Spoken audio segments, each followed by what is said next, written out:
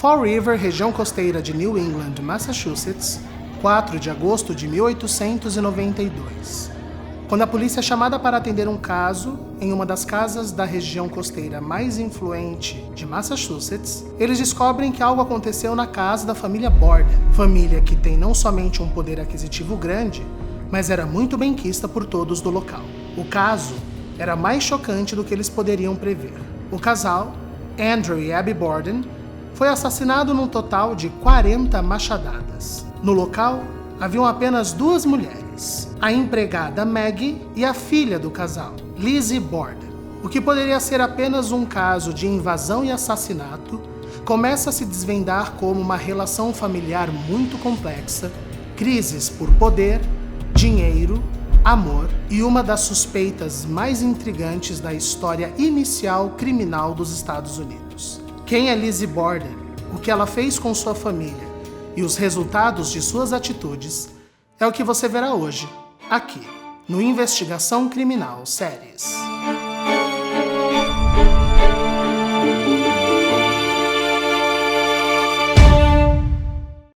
O caso da Lizzie Borden é uma história fascinante. E acho que a gente precisa começar, como a gente está falando sobre séries, para mim, do melhor programa já produzido sobre esse caso. Ele foi produzido pela CBS e é o Lizzie Borden 48 Hours. Essa série 48 Horas é uma série antiga da CBS e já está na 33ª temporada, ou seja, muitas temporadas sobre crimes investigativos. E o que acontece?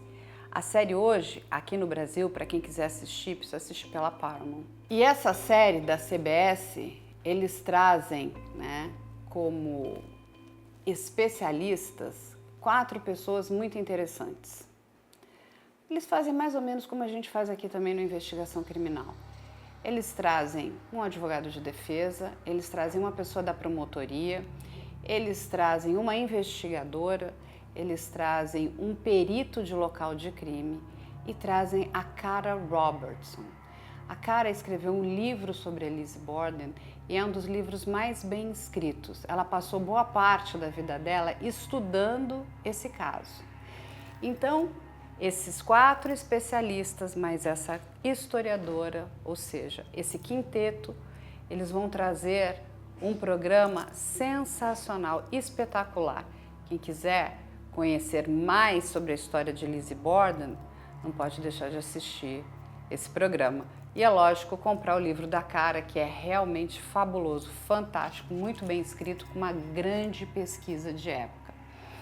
Mas a história da Lizzie é uma história, ao mesmo tempo, fascinante e intrigante, mas é a história de uma família muito infeliz. A história dela foi montada várias vezes no teatro. A gente tem as peças Nine Pine Street, Goodbye Miss Lizzie Borden, Fall River Legend e até um musical em cima da obra dela, que é, pra gente associar, ele é meio parecido com Sweeney Todd, que é o barbeiro demoníaco da Rua Fletcher, que era o homem que matava também. Então é aqueles musicais góticos. Na TV, o primeiro que montou algo foi Alfred Hitchcock, que teve um especial de TV inspirado no crime chamado The Older Sister, muito bom, e vocês encontram no YouTube. Nós temos A Lenda de Lizzie Borden, em 75, que é com a Elizabeth Montgomery no papel. Para quem não liga nome à pessoa, ela ficou famosa fazendo A Feiticeira, o seriado de TV. Tá? O filme é bem gore, bem cafona, mas é bem anos 70, é bem legal de ver até porque tem aquele quê de filmes antigos de terror. E A Arma de Lizzie Borden, que o nome original é Lizzie Borden Took an Axe, de 2014, que é com a Christina Ricci no papel de Lizzie Borden, é um filme bem legal de assistir. Ele fez tanto sucesso nos Estados Unidos que virou uma minissérie. Fez o primeiro filme e depois teve uma sequência que é As Crônicas de Lizzie Borden, que é ela relatando o crime. Tá? Tem um episódio de Supernatural com o fantasma de Lizzie Borden falando com os irmãos. A série em si já não é boa, gente. Não precisa ver se vocês gostam. Ok. E no cinema, nós temos o filme Lizzie, de 2018, com a Claire Sevigny e a Kristen Stewart. Um filme que teve bastante reconhecimento no circuito de premiações de cinema independente, ele foi para Sundance, tá? Ele teve participação em vários festivais. É um filme bem interessante. A Claire Sevigny faz a Lizzie Borden e a Kristen Stewart faz a Maggie. tá? E a gente tem o documentário da Discovery, A Maldição de Lizzie Borden, que eles levantam uma outra possibilidade, que é a Lizzie ter sido, era médium e recebeu possessões demoníacas. Os produtos feitos, eu acho interessante comparar o da Christina Ricci e o da Chloe Sevigny, que são os dois de melhores produções. O da Christina Ricci é uma minissérie que coloca a Lizzie Borden como essa mulher mais ardilosa, mais gananciosa. É interessante porque eles assumem que ela era essa menina mimada, querendo morar e viver do bom e do melhor. Trabalha muito bem a relação dela com a madrasta, com os empregados e, no caso, com a Bridget, como sua confidente, né? Mas a série também mostra, e se não foi a Lizzie? O que poderia ter sido? A série levanta possibilidades. O que é bem interessante de ver, porque a gente percebe o quanto essa precariedade da investigação nos deixa abertos a pensar outras coisas também, né? A série foca nessa questão financeira da família, tá? No filme, com a Chloe Sevigny, é interessante porque, assim, o filme não foca na relação dela com a madrasta, a gente mal vê a madrasta no filme. Não mostra a Lizzie como essa menina tão gananciosa quanto a gente tem nos relatos, porque o filme ele tira uma licença poética de se dedicar a uma das hipóteses. Então o filme foca na hipótese de que elas eram sim amantes uma da outra, a Lizzie e a Meg. Então a partir do preceito de que elas tinham um relacionamento e que o pai delas, o pai da Lizzie descobre isso, ele começa a manipular, a torturar, a agredir e assediar sexualmente a Meg para provocar a Lizzie, uma vez que ele começou a ter nojo da filha ser lésbica. Então, o filme foca nessa intriga sexual que aconteceu na casa, né? E o filme coloca a possibilidade, então, da Lizzie ter cometido os dois crimes, mas que a Meg seria quem daria as machadadas no pai. Só que ela não tem coragem, e aí a Lizzie acaba fazendo os dois, ela só ajuda. A Meg teria sido essa cúmplice que ajudou a Lizzie a se livrar das manchas de sangue, a limpar a casa, né? Então o filme é todo em cima dessa possibilidade. É importante a gente lembrar que nenhum filme tem o compromisso documental, especialmente num caso em que a gente não tem a verdade definitiva. Foi uma opção artística dos roteiristas e da diretora de, olha, vamos contar sobre esse ponto de vista. Né? A minissérie, por outro lado, ela conta de vários pontos de vista, até por ter um tempo melhor. Então, por isso que eu recomendo assistir os dois, porque a gente consegue ver um pouquinho das duas possibilidades. O filme tem umas coisas que ele romantiza, que é, por exemplo, no filme a Lizzie diz que não vai chamar a Bridget de Meg, que vai chamar de Bridget, porque ela tem que ter orgulho do nome dela. Isso é mentira. Na verdade, quem deu o nome de Meg foi a própria Lizzie. Tá? É só para ficar mais romântico a relação dos dois. Tá? Nos próprios depoimentos depois para a polícia, a Meg diz que ninguém da família nunca chamou ela pelo nome original dela. Todo o nosso entendimento de justiça, de investigação criminal, ela não segue as nossas lógicas básicas, porque a gente está falando aí dos primórdios investigativos nos Estados Unidos. Né? A gente está falando da cidade de Fall River, que fica na região de New England, em Massachusetts, e o crime acontece em 4 de agosto de 1892. Então vamos só entender que era um ambiente onde mesmo a informação de imprensa, a gente tinha uma restrição de ser na maior parte impressa, a gente não tinha o rádio, não tinha televisão, era muito boca a boca e as próprias ferramentas da polícia para poder investigar um crime era muito em cima do diz que me diz, de recolher depoimento, né? A própria tecnologia que eles usam hoje, no caso de investigação pericial, não tinha, e isso é determinante para o caso que a gente vai contar hoje. A gente está falando da família Borden. A família chega na cidade próximo do começo dos anos de 1800. Ela é descoberta como um bom local para poder trabalhar com o comércio portuário. Ou seja, a chegada de embarcações e produtos que naquela região ali da Nova Inglaterra, de Massachusetts, não chegava com facilidade. E aí é decidido construir um cais, né, e uma região portuária para receber essas embarcações e começar o comércio de importação e exportação. A cidade, quando ela começa a se formar, ela forma então 2 nichos, tá? Lá eles chamam de distritos, que eu tenho Uptown River e Downtown River. Downtown River, que é mais próximo à região do cais, é onde se instalam as famílias de trabalhadores braçais, de marinheiros, de pessoas que vão lidar com essas embarcações, então é uma cidade de um poder aquisitivo mais simples. E em Uptown River é onde vão começar a surgir as mansões, as fazendas, as casas de pessoas com maior poder aquisitivo, e é dentro dessa lógica de construção de cidade que o Andrew Borden, que era então casado com a Sarah Borden e tinha duas filhas, a Emma e a Elizabeth, que todos chamavam de Lizzie, que é a protagonista da nossa história. Quando a gente para pensar nessa família, e aí a gente precisa entender como é que ela funciona, né? A Lizzie tem uma irmã mais velha, a Emma, e ela é filha do Andrew Borden. Ela perde a mãe dela muito nova e o pai vai casar já bem mais na frente. Nós vamos entender aqui um pedaço, um recorte da vida dessas pessoas. Uma das grandes queixas das duas filhas, da Lizzie e da Emma, era que o pai ganhou dinheiro, mas era uma figura muito avarenta. O pai não queria gastar o dinheiro, ele não via necessidade de mudar para um bairro mais nobre, ter luxos dentro de casa. Ele era uma pessoa de vida simples, aos seus olhos. Aos olhos de algumas pessoas, inclusive das filhas, ele era a figura de uma pessoa avarenta. Isso causava muito entristecimento nas filhas, principalmente na Lizzie. Vamos lembrar que tanto a Emma como a Lizzie, elas nunca se casaram e elas moraram a vida inteira com esse pai. O Sr. Andrew Borden era um belo de um muquirana. Ele ganhava muito dinheiro, mas ele não gostava de comprar e gastar com coisas da alta sociedade. E aí, quando a gente vai chegando em 1880, as meninas já estão com seus 20 e poucos anos, tá? A Lizzie com 20, a irmã dela 9 anos mais velha, ele já está casado com outra mulher, que ele se casa em 1865, quando a Lizzie é bem novinha, tá? A Lizzie com 5 aninhos já tem uma nova mãe, que é a Abby Durfee Gray, e ele fica casado com ela durante esse tempo todo. Outras curiosidades desse momento em que a Lizzie tem 20 anos é que o dinheiro que ela receberia de dote, ou seja, para alguém casar com ela recusa e ela fala que ela quer pro labore, ela quer parte dos lucros das empresas do pai.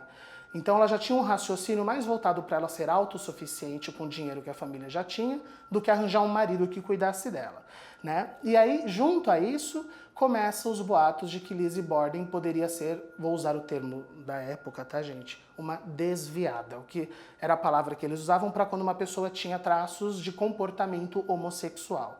Então, a suspeita de que a Lizzie era lésbica era porque ela não tinha namoradinhos, noivos ou marido, né? E ela, além desse comportamento do dinheiro, e aí vem o absurdo das opiniões machistas da época, o cabelo dessa geração, de 1870, foi quando as mulheres começaram a alisar os cabelos para fazer aquele penteado para cima.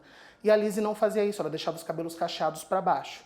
E isso era tido como um alto sinal de desleixo. Então, se ela era uma mulher desleixada sendo rica, logo ela era lésbica.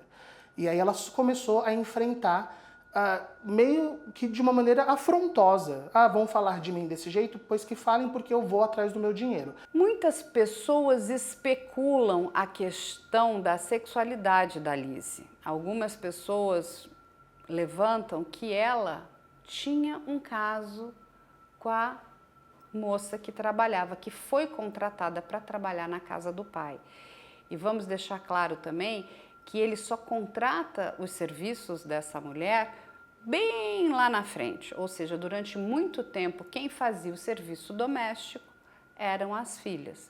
E ele contrata essa mulher, que era uma imigrante irlandesa, o nome dela era Bridget, mas a Lizzie entendia que esse não era um nome que trazia bons ares. Para Lizzie, esse era um nome pejorativo e ela entendia que estava ligada às prostitutas da região ali. Então, ela rebatiza a Bridget e começa a chamá-la de Maggie. Então, ela era carinhosamente chamada pela Lizzie de Maggie. E existia ali a especulação que as duas poderiam ter tido um caso, mas não existe provas, isso é só uma especulação. Mas mais para frente, quando a gente chegar no crime, alguns pontos são muito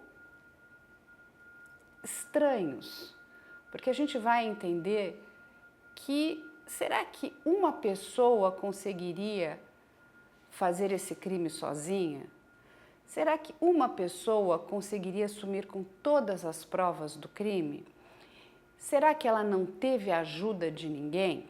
Bridget Sullivan, ela era 10 anos mais jovem que a Elizabeth, então a gente está falando da Elizabeth aqui com os seus 29 anos, tá? Ela, seus 18 para 19, ela é uma imigrante irlandesa, ela veio com a família para os Estados Unidos, ela chega ali na área do Carolina do Norte, porque essa região toda da Nova Inglaterra, essa região portuária de Massachusetts começou a ficar famosa por conta desse boom comercial que teve.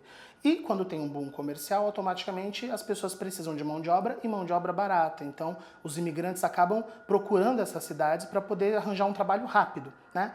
E a família da Bridget vai até a cidade deles, vai até Fall River, aonde a Bridget ela é contratada para trabalhar como eles contratam ela inicialmente, eles chamam de camareira, mas na verdade ela vai cuidar da casa inteira, desde faxinar, ela não chega a cuidar da cozinha porque eles tinham cozinheiras, mas a função dela era o zelo da casa, né, e ajudar as meninas nas atividades delas.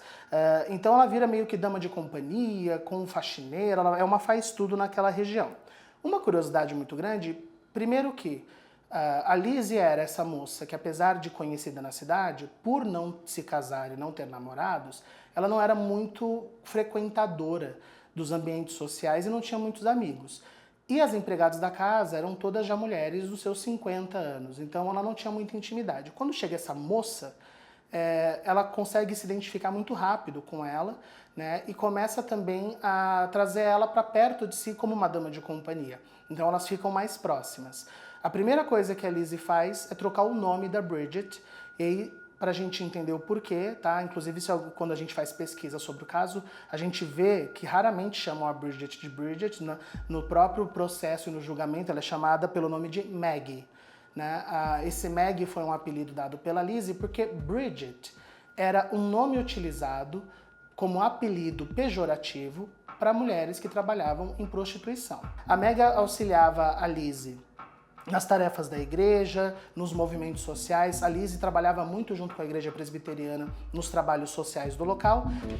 Quando a gente pensa nessa figura, a Lizzie, ela era uma pessoa muito devota da sua paróquia. Ela fazia vários serviços para a paróquia, ela estava sempre presente. E por que isso é muito importante? Porque esse dado lá na frente, no julgamento dela, vai ser bastante importante, porque isso demonstrava que ela era uma mulher muito correta, ela era uma mulher que prestava serviços, né, sociais, ela estava muito ligada à sua religião, aos serviços religiosos ali da sua comunidade e da sua paróquia. Então, ela tinha ali um papel bastante importante. Uma outra questão que irrita muito as filhas do Andrew é que ele resolve, né, deixar a casa para a sua atual esposa, que vem a ser a madrasta das moças. O nome dessa mulher era Abby Borden. Isso é uma coisa que também irritou as irmãs. Elas gostariam de ficar ali, né, ter o controle financeiro, né, dessa herança. E vamos lembrar que essa herança atualizada nos dias de hoje estaria em torno aí de uns 20 milhões de dólares, ou seja, bastante dinheiro. Aquelas pessoas viviam de uma forma mais simples, mas tinham muitos recursos financeiros. Ou seja, a avareza tinha sido imposta pelo pai, que não via necessidade de melhorias ou, vamos dizer, né, de gastar dinheiro ou de esbanjar dinheiro naquela época. Então, nós temos os relatos aqui, e aí quando a gente depois entra na investigação, tudo é relato. A gente tem o relato da Maggie, a gente tem o relato de uma outra funcionária, que era a cozinheira, que não ficava na casa o tempo inteiro. Nós temos o relato do tio e o da Lizzie, tá? Porque tirando essas 4 pessoas, nós temos as vítimas e a Emma, que estava no litoral, então não tinha muito o que fazer. Eu trouxe aqui o que a Lizzie conta, o que aconteceu a partir daqui. Então, a madrasta, a Abby, foi arrumar o quarto, Ela foi para a sala, de acordo com ela, para costurar, para cerzir uma roupa. Bridget estava lá fora limpando as janelas. Depois que a Lizzie cerziu e cuidou das roupas, o pai chega, como de costume, para tirar um cochilo. Bridget foi deitar para descansar, tá? No caso, Bridget é a nossa Maggie, porque, de acordo com ela, o sol estava fazendo ela passar muito mal, então ela tinha que fazer intervalos para respirar um pouco, descansar e voltar para a tarefa dela.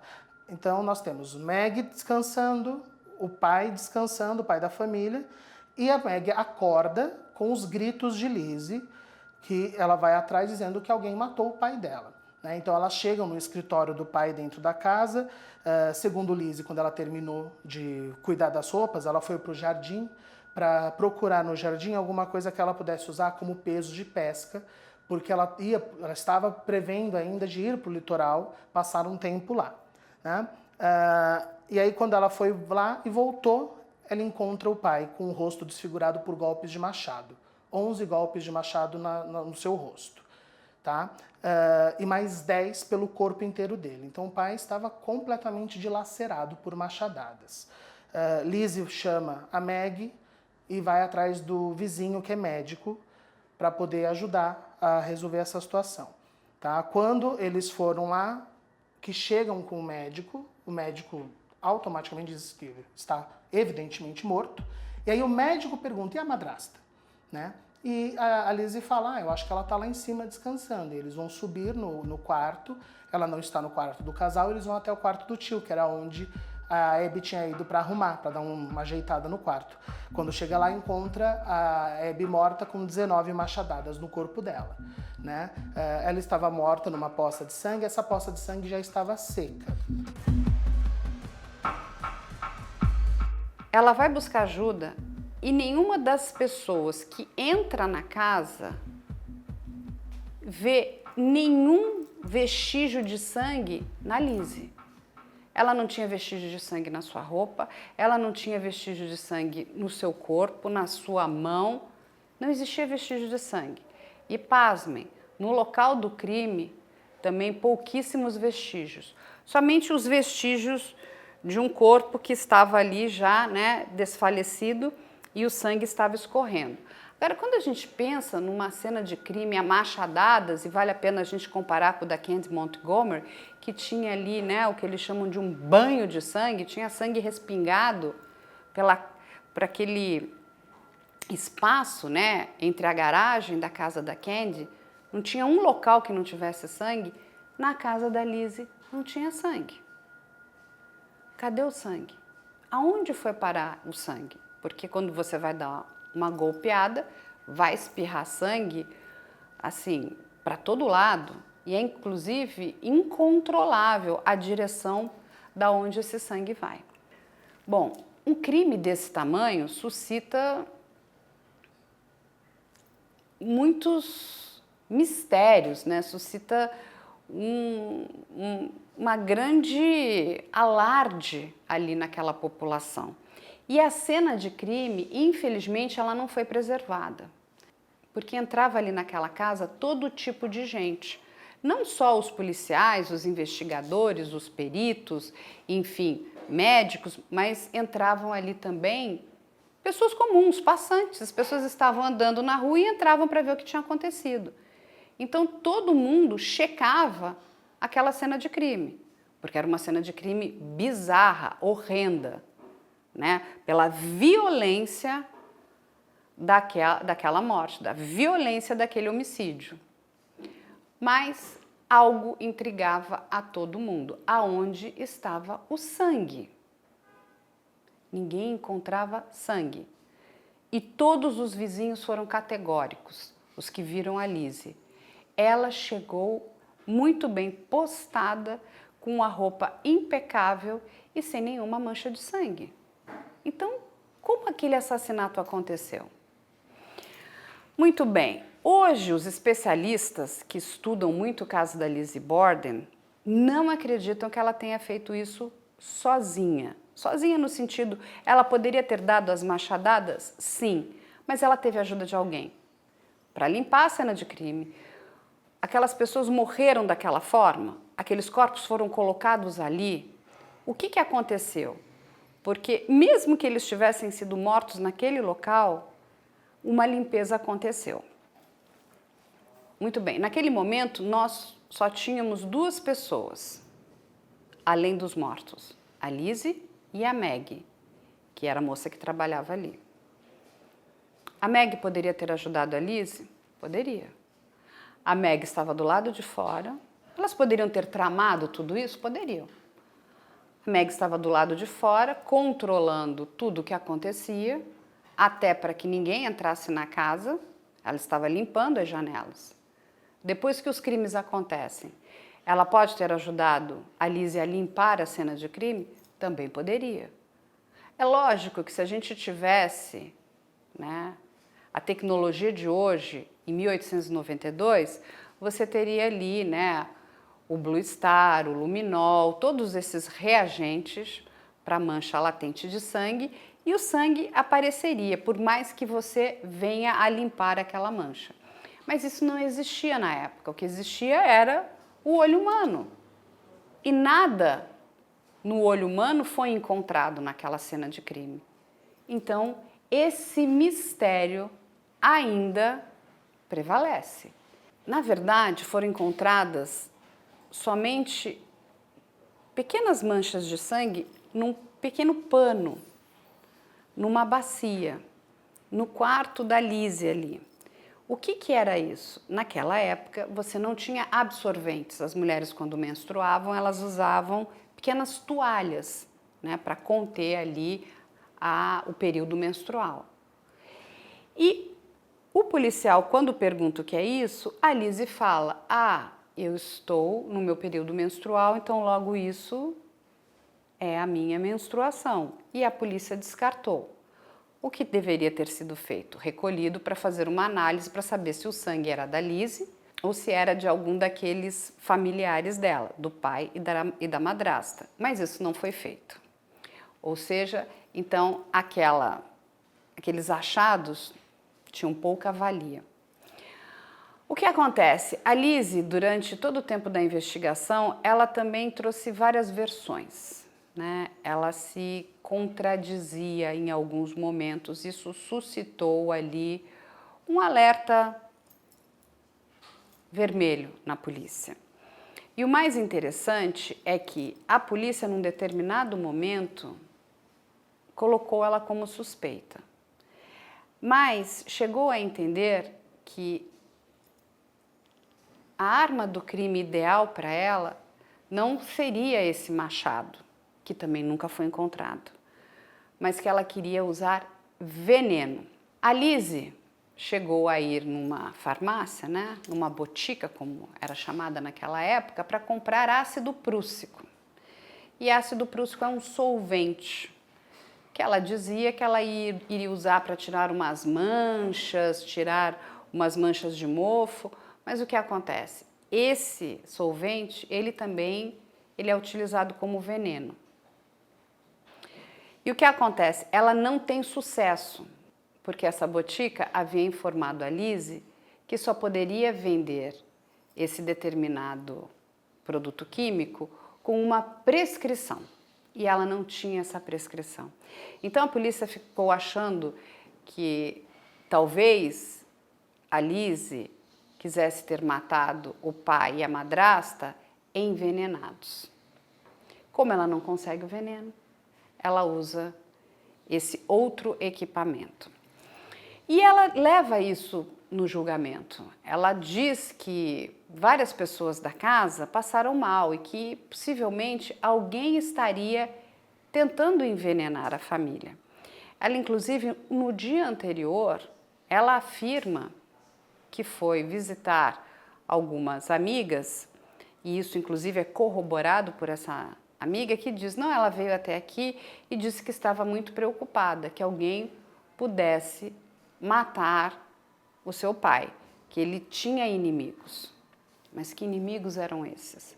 Ou seja, a polícia começa a traçar ali uma personagem bastante interessante nessa cena de crime.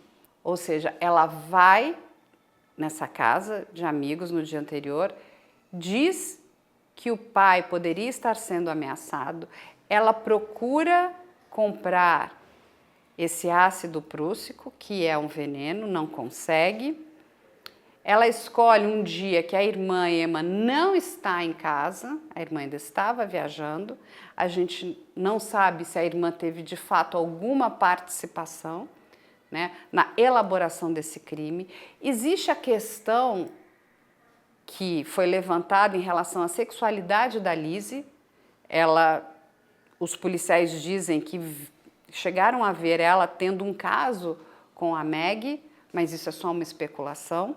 O pai disse que a Lizzie só receberia o seu dote, né, ou seja, algum dinheiro depois que casasse, mas a Lizzie nunca se casou, mesmo depois da morte, né, mesmo depois da morte do pai e da madrasta.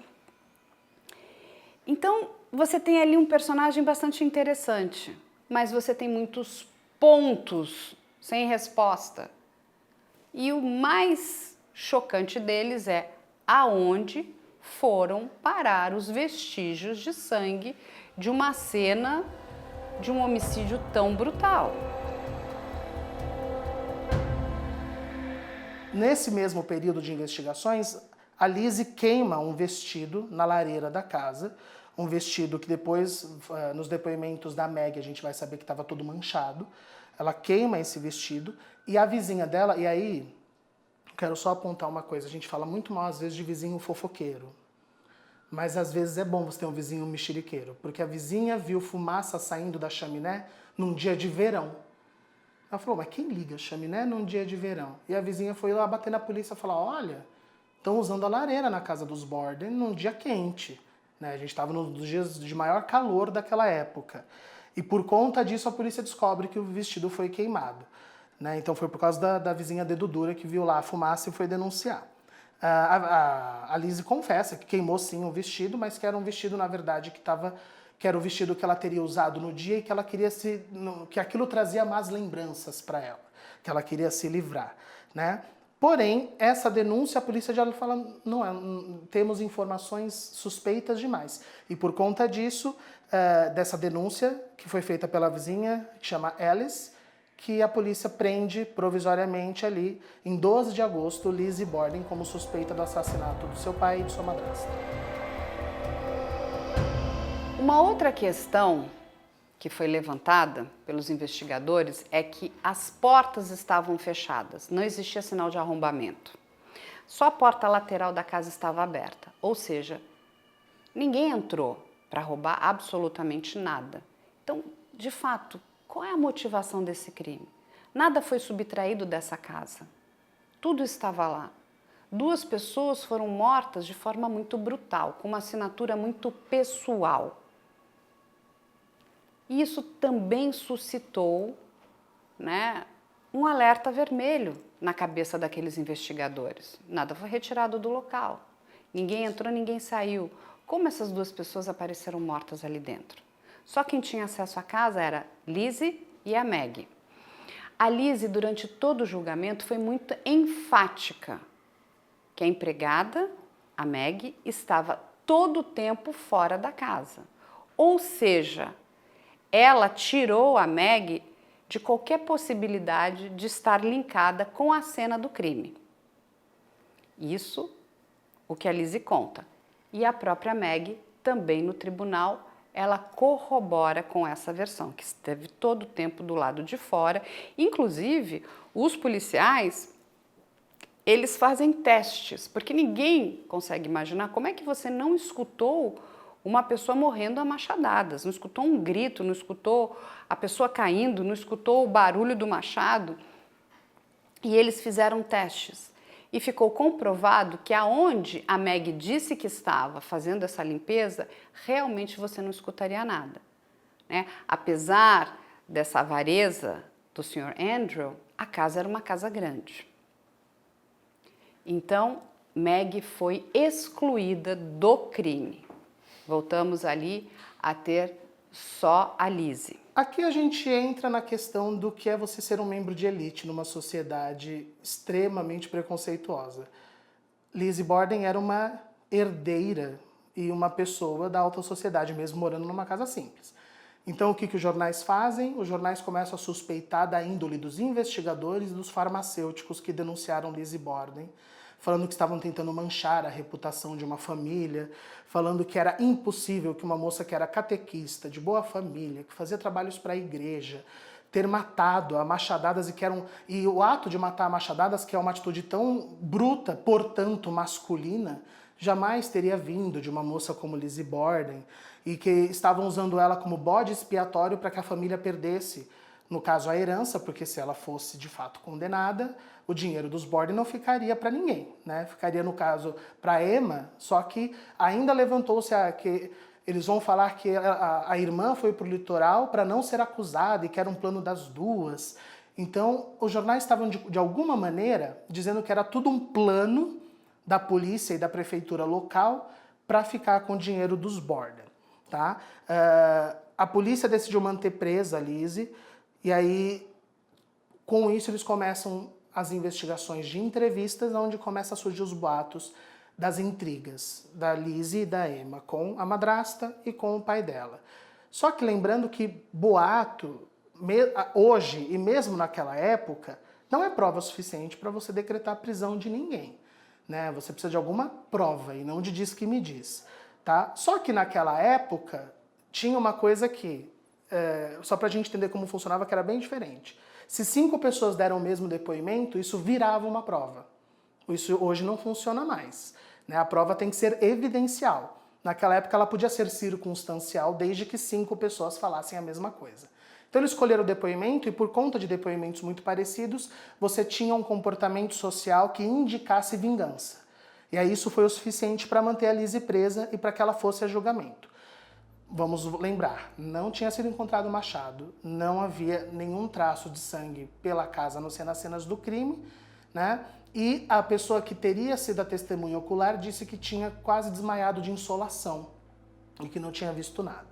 Tá? Então, era isso que eles tinham para trabalhar no julgamento.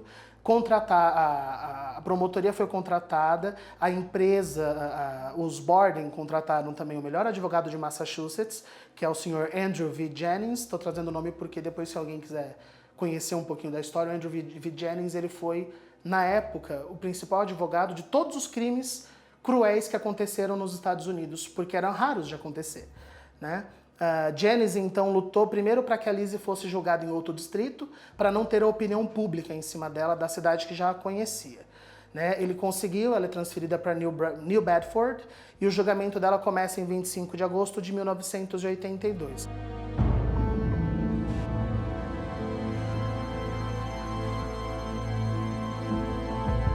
Esse crime, tanto o pai como a madrasta ficaram com a sua cabeça desfigurada, ou seja, tinha muito ódio nesse crime. Né? Partes do crânio saíram da cabeça, com aquelas golpeadas que os legistas da época afirmam que foram muito violentas, ou seja, não foi uma golpeada qualquer. E a questão é, qual é a arma do crime? Essa arma ela nunca foi encontrada. Pressupõe-se mais na frente, que depois acharam um machado, que talvez esse machado tivesse sido a arma do crime. Mas não existe ali uma confirmação. Primeiro porque não se achou sangue e segundo porque o machado não tinha mais o cabo.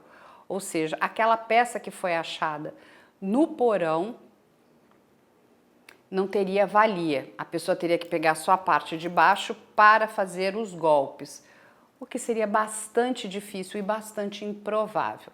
Mas eles chegaram à conclusão que a arma do crime teria sido um machado. Aí, quando a gente pensa nessa arma do crime, um machado, né, volta novamente o caso da Candy Montgomery, que já em 1970, também nos Estados Unidos, mata a sua amiga com mais de 40 machadadas. E uma curiosidade, essas duas mulheres, elas vão à júri popular e elas são inocentadas. O caso da Candy, a defesa usou uma outra estratégia e no caso da Lizzie, o que inocentou a Lizzie, pasmem, foi o machismo. O machismo da época, aqueles 12 jurados, eles chegam à seguinte conclusão: uma mulher não poderia cometer um crime bárbaro como esse. Será? Mas foi exatamente isso quando eles deliberaram, e foram 2 horas de deliberação, após um longo julgamento, acho que mais de 3 semanas de julgamento, eles chegam à seguinte decisão: uma mulher não pode cometer um crime como esse. Enfim, o machismo falou mais alto e a Lizzie, ela é inocentada por essa questão. E é lógico, também foi trazida a questão desse comportamento exemplar que ela possuía junto à paróquia religiosa ali da sua região. Ou seja, essas 2 coisas pesaram muito no julgamento da Lizzie. Aqueles homens não acreditavam que uma mulher pudesse matar 2 pessoas. Aí vamos entender, vamos dar aqui alguns passos para trás e entender aquela cena de crime. O que acontece? Durante muito tempo, vários noticiários apontavam que aquele dia era um dia muito quente, um dia que fazia muito calor. E por que isso tem um dado relevante? Pela questão da hora das mortes. Nós temos ali que tentar entender quem morreu primeiro, porque isso vai ser fundamental no destino financeiro das irmãs Borden. Se o pai morreu primeiro, logo a madrasta herda tudo. Se ela morre, quem herda é a irmã. Se a madrasta morre primeiro, quem herda tudo é o pai e as herdeiras são as filhas. Entende que tinha essa jogada também? E o que os legistas da época nos trazem de informação? É que a madrasta havia morrido primeiro. Existia ali um ressecamento já daquele sangue, né? Aquele sangue já estava muito coagulado, o que mostrava ali uma diferença de 45 minutos a 2 horas entre uma morte e a outra. Ou seja, para os peritos da época, a madrasta morre primeiro e depois o pai morre. Com isso, as irmãs vêm a herdar tudo e não a irmã da madrasta. Isso é um ponto bastante importante, porque elas ficaram com todo o dinheiro. A irmã da madrasta não fica com a herança da Abby. E aí, vamos lá. A Lizzie vai e chama um vizinho que é médico e uma amiga, porque diz que o pai está morto na sala. Vamos lembrar da temperatura. 100 Fahrenheit é a temperatura que durante muito tempo nos foi passada. 100 Fahrenheit equivalem a 37,7 graus, ou seja, uma temperatura bastante quente. E principalmente para as roupas de época, né? As mulheres usavam vestidos fechados até o pescoço, de manga comprida, saias longas, e usavam várias saias, não era somente um vestido, eram saias e anáguas, aventais, eram roupas assim desagradáveis. Só que depois foi feita uma pesquisa e a temperatura ali naquela região de Fall River nunca passou de 80 Fahrenheit. E quando a gente fala em 80 Fahrenheit, a gente está falando de 26,6 graus Celsius. Ou seja, não é uma temperatura nada desagradável. E essa temperatura, se realmente era de 80 Fahrenheit e o sangue da madrasta já está coagulado, ou seja, ela então foi morta muito antes do que o pai da Lizzie e da Emma. Porque o sangue, inclusive, demoraria mais tempo para coagular. Então, alguns especialistas divergem no espaço temporal entre as duas mortes. Poderia, inclusive, ter sido de mais tempo. Quanto ao ácido prússico, a promotoria tentou usar muito essa informação, mas ela foi retirada. E por quê? A defesa alega que você não pode ser julgado por algo que você não fez. Você teve a intenção de comprar um ácido, mas não comprou. Então, essa informação não foi passada para os jurados. A promotoria entende que se os jurados tivessem tido conhecimento, talvez tivessem julgado a Lise de uma outra forma, né? Porque a promotoria tinha uma linha, né, de atuação, mas muitas coisas foram tiradas da mesa.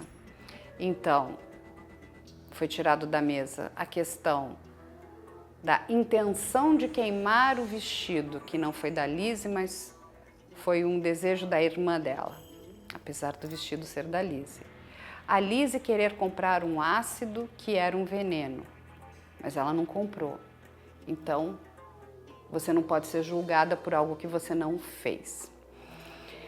E depois de muitos dias de julgamento, esse tribunal chega ao fim. E a deliberação dos jurados, 12 homens, é muito rápida. Só demorou 2 horas. Eles voltam e eles entendem que a Lise não poderia ter cometido esse crime. Uma mulher não poderia cometer um crime brutal desses.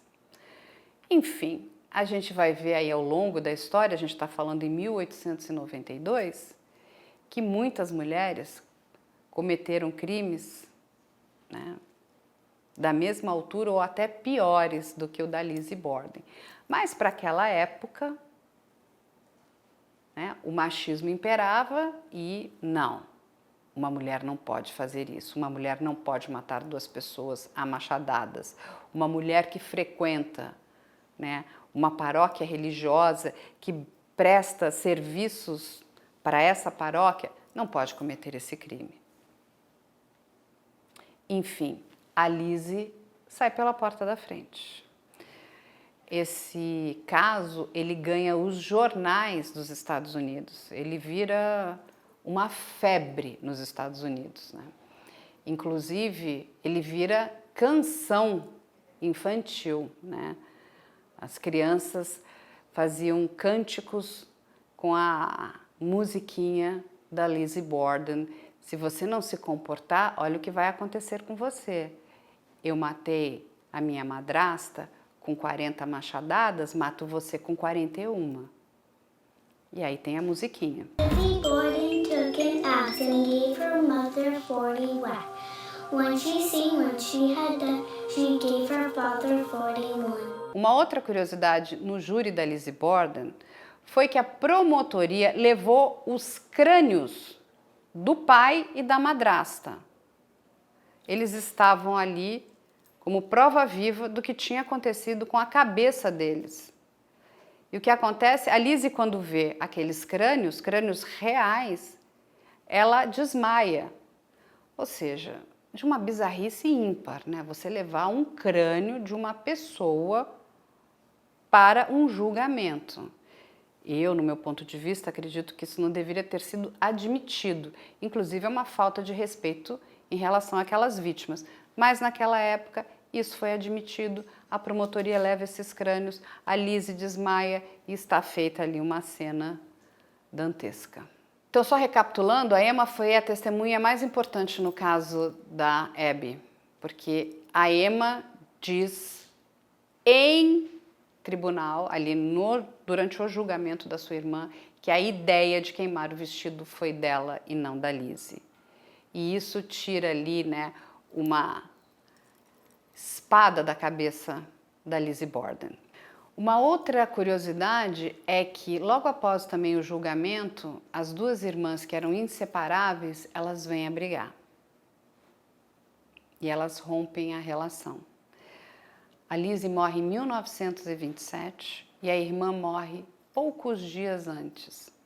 E todos estão enterrados no mesmo cemitério, lado a lado. O pai e as irmãs. E essa é a história de Lizzie Borden. Em 2008, um programa de TV americana que reconstrói crimes de fatos ou mentiras, ele vai tentar combater ou fomentar as informações do julgamento. Uma das coisas que eles investigam é, por exemplo, a hora das mortes, que falaram que eram 2 horas de separação, eles descredibilizaram, porque no dia 4 de agosto, naquela região, curiosamente, foi o dia que recebeu-se o maior nível de ondas de calor. O sol também vai ser uma coisa muito importante depois para a possibilidade da Maggie ter sido a assassina. Isso porque ela estava limpando janelas no sol, né? E havia a sugestão de que a insolação pode provocar um surto psicótico, né? Que a pessoa que fica muito tempo ali no sol, ela tem alucinação, ela pode perder o controle de si e o apontamento disso vem também em cima de suspeitas de que o pai da família Borden abusava sexualmente das empregadas. Então você junta talvez uma revolta sexual da Maggie contra o pai, né, das meninas, junto à patroa ter forçado ela a trabalhar doente naquele sol a pino, e aí o sol teria feito ela passar mal e feito isso. O que particularmente eu entendo a Maggie como suspeita, mas uma vez que a Lizzie estava na casa, eu não entendo como é que uma teria feito algo e a outra não teria visto nada.